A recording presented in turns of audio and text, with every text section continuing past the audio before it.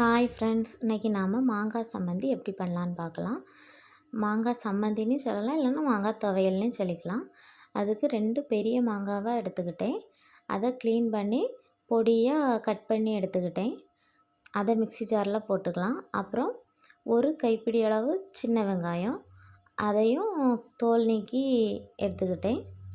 அப்புறம் ஒரு 6 பச்சை மிளகாய், அப்புறம் ஒரு கைப்பிடி அளவு தேங்காய். இதுக்கு தேங்காய் நம்ம நிறைய சேர்க்கக்கூடாது, ஏன்னா மாங்காய் துவையல்னால தேங்காய் கம்மியாக தான் போடணும், இல்லைன்னா தேங்காய் துவையல் மாதிரி ஆயிரும்.